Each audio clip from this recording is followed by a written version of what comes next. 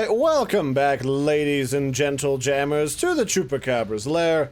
I'm your host, Larry, the most delectable Chupacabra man, and we're back to play some more freshly released, delicious game action with Rocking Pilot, the only game where you can grab a hold of your joystick and play as your favorite Rocking Pilot as you blast aliens in the face. And now that I think about it, that almost kind of sounds like the synopsis for a really bad homemade porno. But no, this is a twin-stick bullet hell shooter type game where you play as a war helicopter off fighting evil armies on faraway planets. And it's made by the group called Gungrounds, and we're going to be checking it out today. I was playing around with it earlier this afternoon, and I decided that the best way to showcase this would probably be to reset my progress and just experience it as is. Because as it would happen, there's actually a fair amount of story to this game. So the announcer says, the hottest news broadcast on Television 2.0, live from WYNC Studio 1. Here is your host superstar, Jack Burnett. Oh, hey there, good people. Welcome to the WYNC news channel. As the wars in Qatar and Zulu and Yugoslavia rage on, we bring you the conflict. Straight to your living room. That's right, straight to your living room. Nothing like a little warfare to bring the whole family together in fear. We'll tune in live to Zabul, the capital of Zulu. But first, we have a very special guest. Inventor of Television 2.0, CEO Williams Yaman News Corporation, my personal role model, Mr. Williams himself. Oh, why, thank you, Jack. I just wanted to congratulate our viewers. Your desire to stay informed, to see every gory detail from the conflicts around the globe, is what allowed us to build this company. Oh, I guess it's on this one planet. For some reason, I thought with these weird names, it was like on an alien planet or something. This marks a special occasion. We're about to make our 100,000th broadcast. Oh, that's incredible history in the making. And we're live in Zanbul, Conflict Zone 5, 4, 3, wait. This is interesting. I'm receiving reports that a rogue helicopter is attacking the forces of General Zhang, whose forces are currently invading Zabul. We're going live. Go! Oh, pilot. Oh, I came to Zabul for the weather, but I stayed for all the target practice. All right, time to get this show started, you know what I mean? Alright, so basically, the way that this game starts out with is to teach you the ropes of the game. They give you a bunch of mini-game challenges in each one of these levels that you have to accomplish without dying 3 times. And they usually are like 3 things in a row to make sure that you've got the different mechanics down pat that you have to accomplish before you can continue on with both the story and the emerging gameplay. So to start out with, the first thing that the game creators want you to know is that everything about your helicopter is absolutely murdery. That means that your little rotor blades are a weapon, your helicopter is a weapon, your machine gun is a weapon, and your weapons are double weapons. Like, they've got weapons duct taped to your weapons, covered in weapons. And yeah, that's basically the name of the game here. Now, the one thing that I thought was kind of interesting about this game is I'm very used to a lot of these bullet hell style shooters that give you like some type of defensive shield to protect your vessel or your vehicle or your person. But this game is a little different in that they give you both a defensive and an offensive weapon in your helicopter rotor blades. It's like this little turbo mode that gives you a little murder shield where your blades can blast through things without you dying. And this can take a form of dodging bullets. It can take the form of destroying enemies by literally kamikazing into them. And that was interesting. It kind of threw me off at first because it's a core mechanic to this game. And normally when I play a game, I'm looking to use my shield almost exclusively defensively and then use my machine gun blasts in order to pick people off from the periphery of whatever zone that I'm in. Now this game is kind of interesting because you're basically in like a gigundo mosh pit arena where enemies are going to be spawning and coming at you from all different directions. So you basically have to play this game a bit more on the aggressive side than I think most people would be used to in your average run-of-the-mill bullet hell experience, which is interesting. I've been looking for a game for a while that tries to mix and match what they're doing with the bullet hell sort of franchise genre area, and this game, Rocking Pilot, does a pretty decent job of doing that right out of the gate. And then you can also unlock, by accomplishing different things quickly in this game, you can unlock different power-ups that you can come across in the game while you murder things. And there's a whole bunch of them in here. There's like, what? Probably like 15, 20 of them? Maybe closer to like 10. Looks like 10, 15 of them. And they all do something different. They make you an absolute Murdertron 9000. So, this is just an interesting change of pace from what I would normally expect from a game of this caliber, just because they kind of use arcade-style challenges to encourage you to learn the different game mechanics, whereas a lot of games like this are just like, this is a bullet hell. If you're playing a bullet hell, you know what a bullet hell is, even if you don't know what a bullet hell is, which can make things a little bit difficult. Like, I'm all well and good with deciding that people who are longtime veterans of a particular genre deserve to be rewarded for playing a bullet hell and understanding how a twin-stick shooter kind of works. But beyond that, I mean, it's not always a bad idea to provide people with more options with their gameplay and how to learn and play this game. Especially because this game has a bunch of unlockable modes that I've seen so far. Well, not a bunch, but there's a couple of alternate modes that you can play on some of these different missions, which already gives you stuff to work towards right off the bat in the game to make you feel like you're actually accomplishing something. The other thing that I really like is you've got actual illustrated characters here. Like General Zhang. You can't win this one helicopter against an entire army? Oh, well, just one army, General? Okay, I'll make it easy for you. I'll pilot using my bad keyboard this time. The one I spilled soda on. There's just a great crass humor to this game that so far I've really enjoyed playing this for the last couple of days.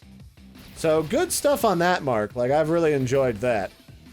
So now we're starting to get into the thick of things where we actually get to experience what it's like to have to face off against the sheer number of enemies. And this is where my proclivity for liking to snipe things from the edge of the map really starts to show. Because I just want to snipe at people from the periphery, but this game really wants me to be up in people's faces, shooting them in the nerves.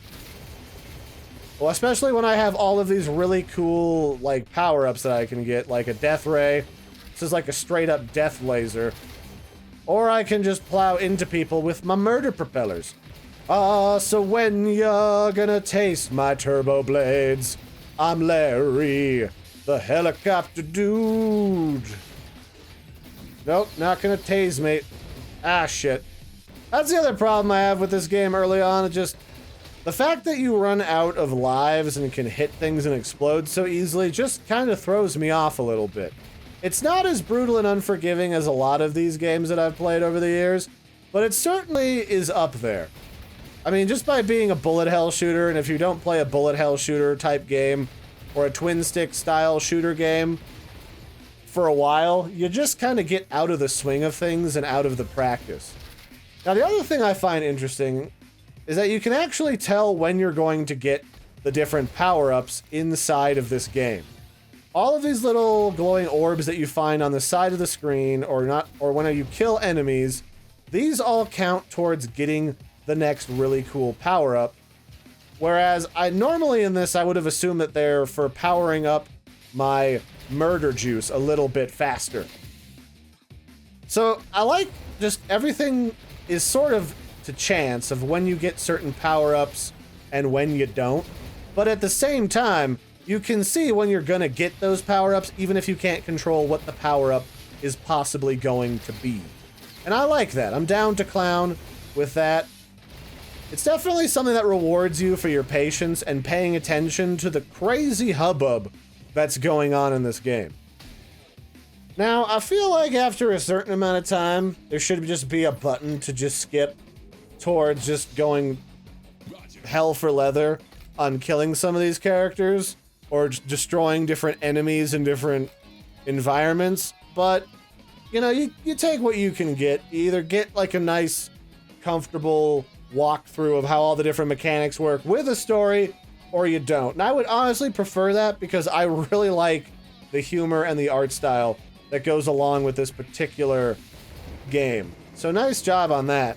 And I also like that this kind of represents a lot of the very arrogant and very buttholiness that you find in TV broadcasters when you go about the Aether and fight off different advertising moguls that want your attention and your business as an advertiser and a designer. Like, all of that is very hinted at in here. It's a good combination. And I almost feel like this kind of heralds back to some older retro-y games that I've played that had that feel like, what was that game? I'm trying to remember. It was like it was a game where it was like the Hunger Games in 8-bit, where you just had to fight off endless waves of guys, and as you fought them off and won, you got to have more and more like upgrades to your weapons, and it was one of those original roguelike type games that you just don't get anymore.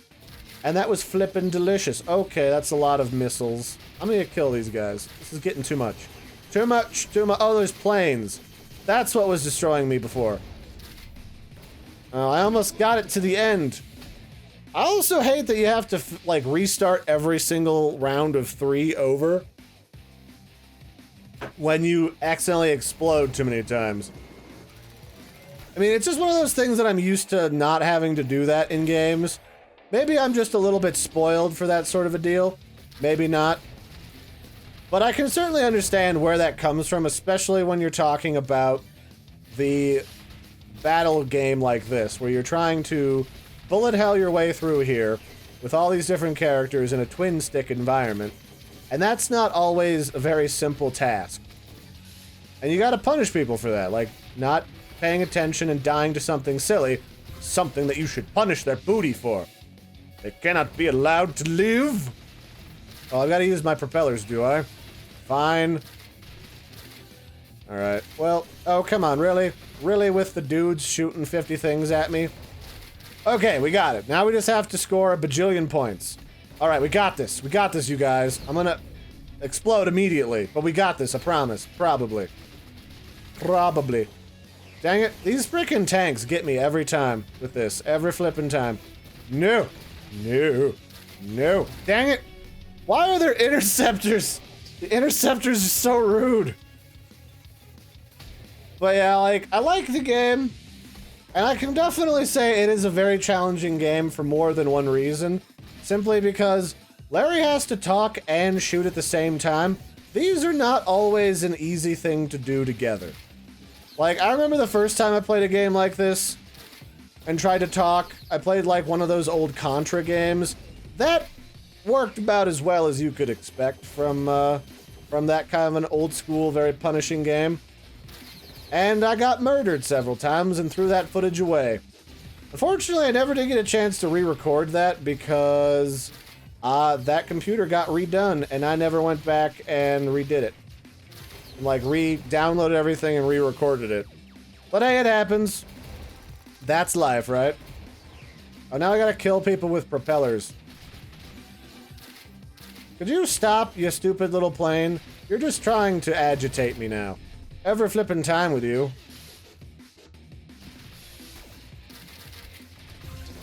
Okay, perfect.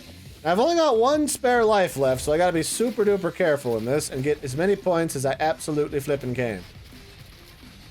And also gotta make sure that I save my power rotors for nothing, because I already got the scoreboard. Never mind, sometimes the best way to do this is to just not think about it and use your peripheral vision. Now, the other game that I had a heck of a time trying to commentate for was when I played Nosgoth, because that's another PvP type game where there's constantly something happening and constantly something touching you, and you have to be really careful. So I think this is the first boss character. Oh, incredible. Our pilot has managed to survive for this long and reach General Zhang himself. What a turn of events. Fortunately, this is where his story ends. We're bringing his demise to you, dear viewers, live in glorious Ultra HD 16K detail for premium viewers and ad-supported 480p for everyone else. Oh, General Zhang. Oh, you will pay for what you did to my army, Larry. I'll destroy you myself. Oh, Zhang, I think you have a little man crush situation going on here.